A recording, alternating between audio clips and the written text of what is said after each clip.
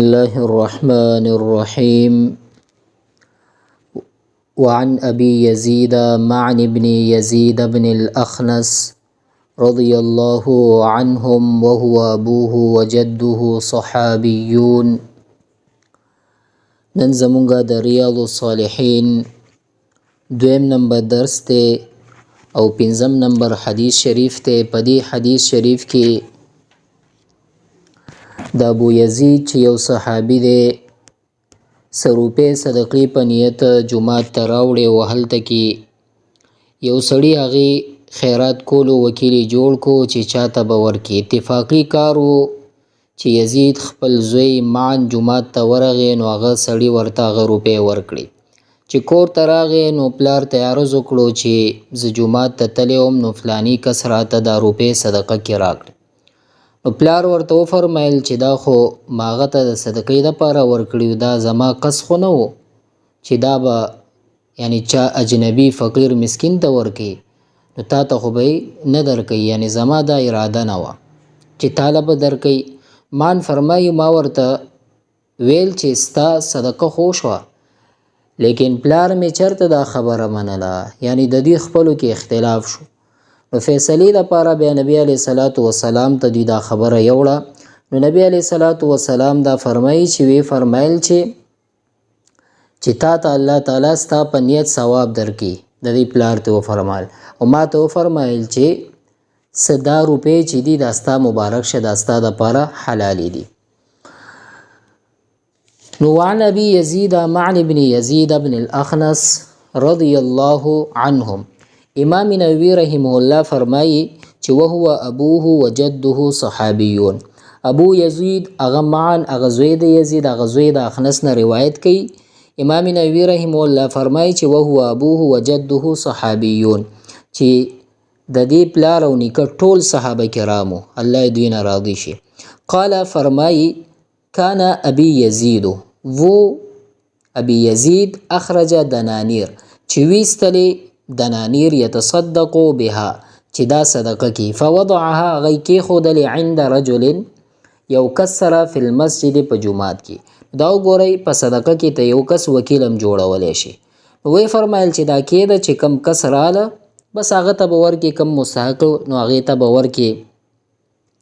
نو فجئتو فاخذتها فرمایي اتفاقي زه جمعات ته لاړم نو هغې کس راته دغه روپۍ راکې او ما ترې رانه واغستې. فاتیتو بها او کور ته راغلم او پلار ته مې خبر ورکړو چې ما ته په جومات کې فلاني سړی دا روپۍ راکړي.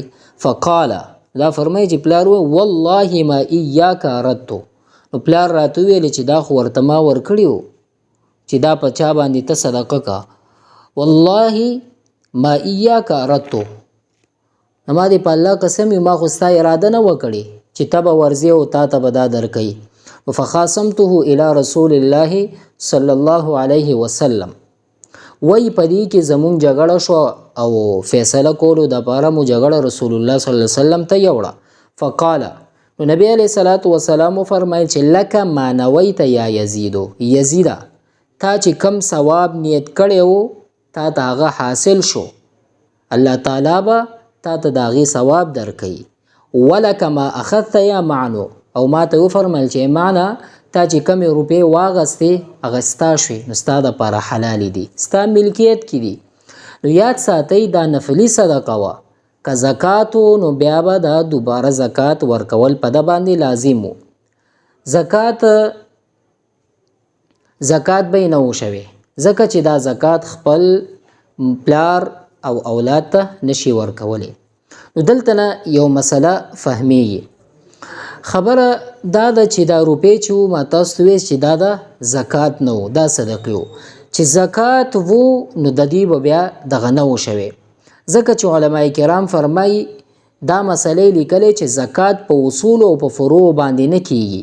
اصولو نه فقها مراد پلار او نیکه ورزه داسې علي اخوا طرف ته، او فروع نه مراد لور نوسې کړوسې داسې ورپسې لاندې ځه. نو په دې باندې دا زکات نه کیږي. نو دین نور زیات فواید هم فهمیږي. ګورئ پلار او زوی په خپلو کې په معاملاتو کې یا په چا باندې فیصله کوي نو دې کې څه خبره نه ده، یعنی دنیوي معامله وي. خدا ده چې یعنی د پلار ادب هغه یو طرف ته، یعنی هغه ادب به پکې ضروری وي. نو که هر څومره فیصله وي نو بالکل صحیح ده. نو چې ته یو داسې عالم ته یو چې زمونږ دا مسله راغلی ده. او دویم صدقه کې یعنی بل کس نائب جوړول، لکه څنګه چې نائب جوړ کړو نو بالکل ته بل کس نائب جوړولې شي. وعن ابي اسحاق سعد بن ابي وقاص مالك بن وهيب بن عبد مناف بن زهرة بن كلاب بن مرة بن كعب بن لؤي القرشي الزهري رضي الله عنه. سعد بن ابي وقاص نے روایت دے رضی اللہ عنہ، احد العشرة المشهود لهم بالجنة رضی اللہ عنهم.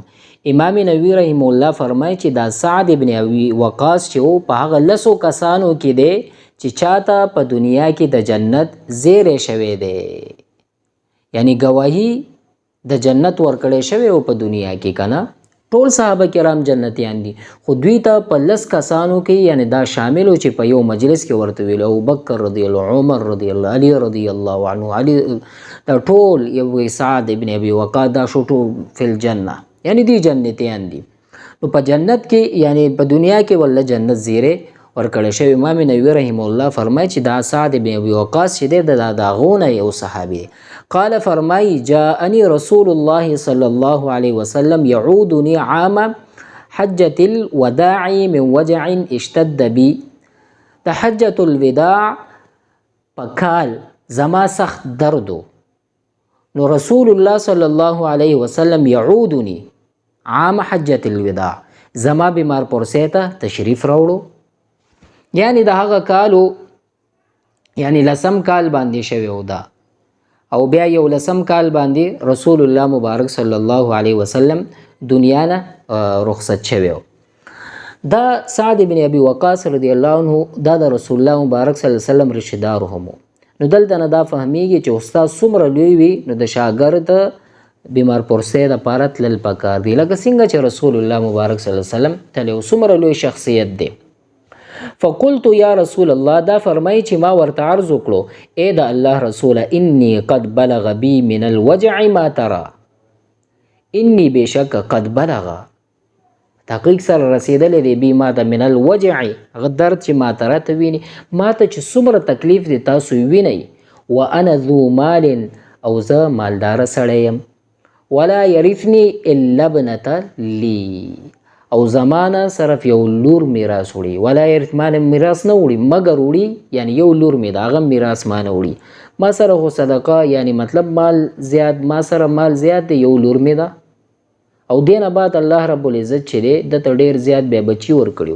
نو دی ورته فرمایل چې افا اتصدقوا بثلثي مالي، ایا زه په دریو کې 2 حصے مال خیرات کم او خپل مال یو حصہ ځان ته پرېږدم، یعنی 2 حصے د الله په لاره کې ورکړم. قال لا، نو نبی علیہ الصلوۃ والسلام راته او فرمایل چې نه. قلت، بیا ورته معرض وکړو چې فالشطر یا رسول الله، اې د الله رسوله که زه دا نیم مال خیرات کړم. فقال لا، نو نبی صلی الله علیه وسلم راته فرمایل چې نه، یعنی داسې هم مکوه. ما قلت، ما ورته عرض وکړو فالثلث یا رسول الله، اې د الله رسوله که زه دا 3 حصہ خیرات کړم او 2 حصے ځان ته پرېږدم، یو حصہ به خیرات کړم، دا به څنګه وي؟ قال، نو نبی علیہ الصلوۃ والسلام راته فرمایل چې الثلث والثلث کثیر او کبیر، دا 3 حصہ ورکړه او دا 3 حصہ هم څه لږه خو نه ده، بلکې دا 3 حصہ هم څه شی ده، دا ډیره ده. انک انتظر ورثتک اغنیا خیر من ان تذرهم عاله.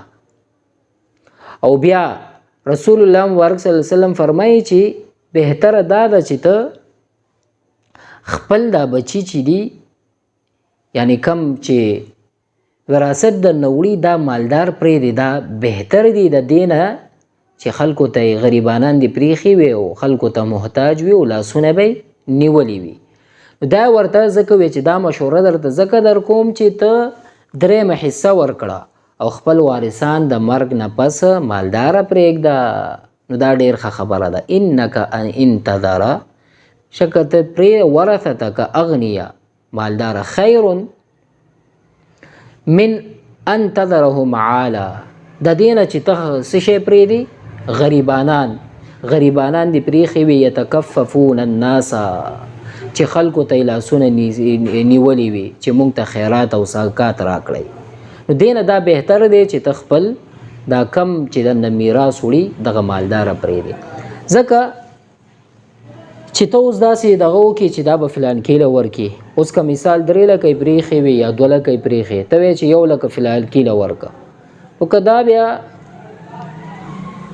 او ستا 10 بچي 20 بچي وي نو دې که 10 بچي و 2 لکه پرېښو 1 لک د فلان کیله ورکړه نو ټول 10,000 روپۍ ورسېده دا خو بیا شو چې کم وارثان دي هغوی ته لږ ورسېده دې نورو ته زیات ورسېده چې کم تا دا وصیت کړی نو دا بهتره ده او که وارث دغه کړي وي نو د هغه به وصیت چې دی په ثلث کې به جاري کېږي مخکې به راشي وانک لن تنفق نفقه تبتغي بها وجه الله او بیا نبي علیه الصلاة والسلام دې ته تسلي ورکوي مخکې چې یوازې دا صدقه نه ده چې تخپل مال خامخا پردي فقیر مسکین ته ورکړي وانک لن تنفق یقینا ته خرچ نه کوي یو نفقه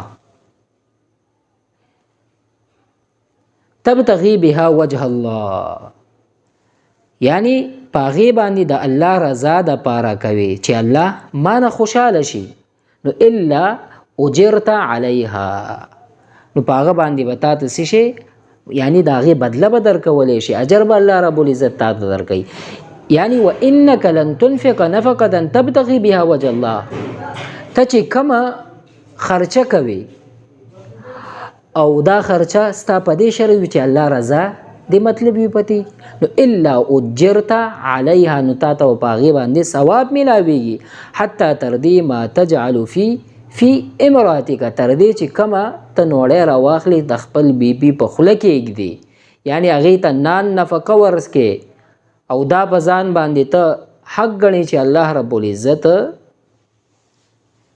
دا په ما باندې ایښی دی داغه ښځې د خپل کوروالا په ما باندې حق دی نو په دې باندې تا ته اجر او ثواب درکوي چې ته هغه ته نان نفقه ورکې صرف خدا نه ته چې بس ته مال پردوله ورکه دا هم نه ثواب دی خو په دې کې بیا قال سعد بن ابي وقاص ترېنه تپوس وکړو فقلت یا رسول الله اخلف بعد اصحابي اې د الله رسوله زه به د خپلو ملګرو نه وروسته په مکه کې پاتې کېږم او که هم دلته به مرمه یعنی دغه حج ته راغلی ویل چې همدلته به مرمه که نه ځم به قال نو نبي علیه صلات وسلام ورته وفرمایه چې انک لن تخلف نه ته په مکه کې نه پاتې کېږي ته به نه پاتې کېږي بلکې الله رب العزت تا ته به ډېر اوږد ژوند درکوي فتعمل عملا تبتغي بها وجه الله نو ته چې کم عمل کوي په هغه کې ستا مقصد د الله رضا وي تبتغي بها وجه الله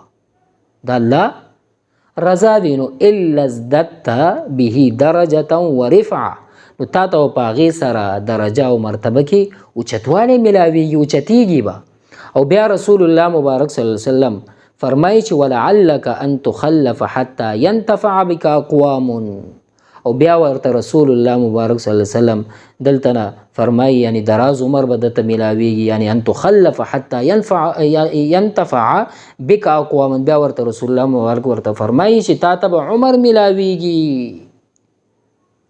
تا ته به عمر یعنی ته به وروستو پاتېږي حتی ینتفع بک ستا د وجې نه اقوام یعنی ډېر قومونه به ستا د وجې نه په فایده کې شي یعنی فایده به واخلي ستا د وجې نه ویضر بک آخرون او ډېر خلک به ستا د نقصان ومومي یعنی ضرر به ستا د وجې نه هغوی ته میلاو شي نو مسلمانانو ته فایده ورسېده او کافران مشرکانو ته نقصان ورسېدو نو د سعد بن ابي وقاص رضی الله عنه په لاس باندې عراق فتح شو ډېر مسلمانانو ته فایده ورسېده او ډېر کافران مغلوب او مردار شو نو دا د رسول الله مبارک صلی الله علیه وسلم هغه پیشنګویي وه چې فرمایلې وه نو دا هغه علم دی چې الله رب العزت رسول الله مبارک صلی الله علیه وسلم ته ورکړی یعنی دا وخت راغلی نه دی رسول الله مبارک صلی الله علیه وسلم ورته وفرمایل بیا مکه رنجو شو غالبا راځي چې بیا دوه کم 50 بچي وکړو نو الله رب العزت ډېر زیات بچي ورله ورکړي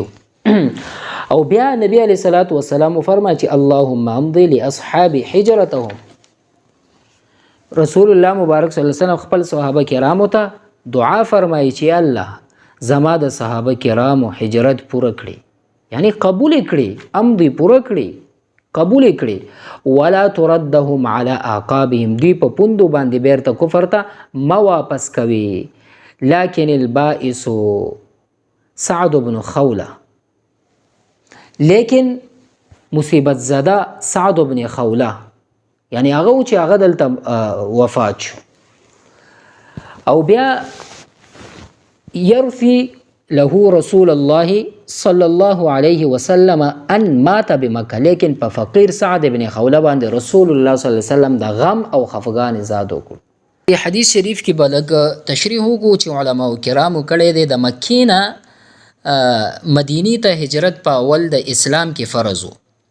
نو که یو کس به مسلمانو او هجرت به نه وکړي نو هغه خو ګناهګارو، او که چا په هجرت کړي او د هجرت نه وروستو به سکار د پاره مکې ته واپس تللی او نو هلته کې به وفات شو نو مسلمانانو به دا به هم بد ګڼل او د هجرت یو قسمه نقصان به یې ګڼلو. نو نبي علیه صلات وسلام مبارک چې کله حج کولو نو په دې موقع ورسره سعد بن ابي وقاص هم، خو بدقسمتۍ سره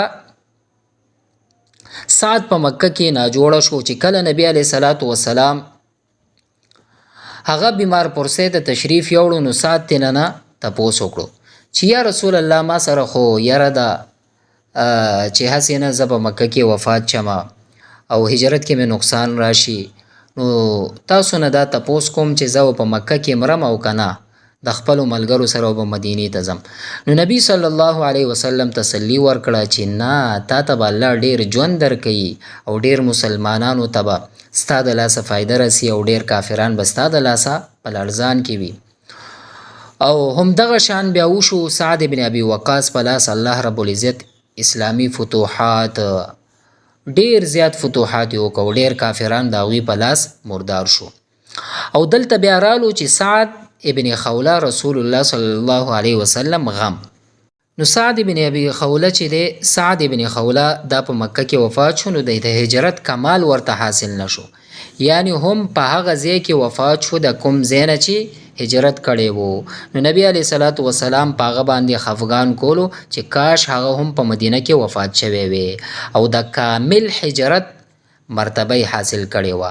باقی دا خبره چې په مکه کې ولې وفات شوی و نو په دې کې 3 اقوال دي. یو سعد ابن خوله هجرت نه و کړی، او دویم هجرت یې کړی و خو جنگ بدر نه پس هغې بیا مکې ته تللی، او دریم د حجة الوداع په موقع باندې مکې ته تللی و هملته وفات شوی و. نور هم ډېر اقوال دي. او بل مسله دلته نه دا فهمیږي د مرګ نه وړاندې وصیت کولو حکم. د دې حدیث نه دا مسله معلومه شوه چې کم سړی د مرګ نه نږدې وي او د خپل مال کې وصیت کوي نو د دې وصیت بس صرف په څو کې کیږي؟ په ثلث کې به کیږي، یعنی دریم حصه کې به جاری کیږي د دې وصیت. داسې به کیږي چې دی مال پریښی وي د مړي کفن او دفن په هغه باندې قرضې ادا کولو نه پس به کیږي.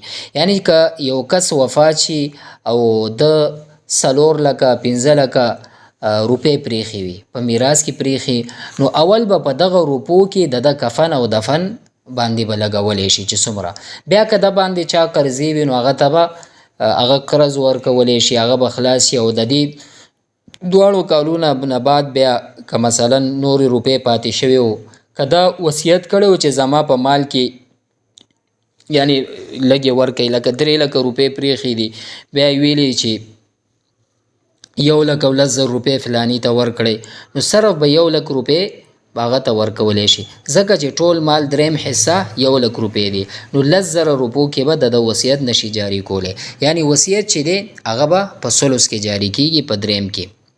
او فایده د دې حدیث شریف نه فواید ډیر دي، یو څو فواید به مونږ بیان کو. که یو سړی خپل ښځې باندې خرج کوي د الله جل شانو حکم ګڼي نو په دې به ورته الله رب العزت اجر او ثواب ورکوي.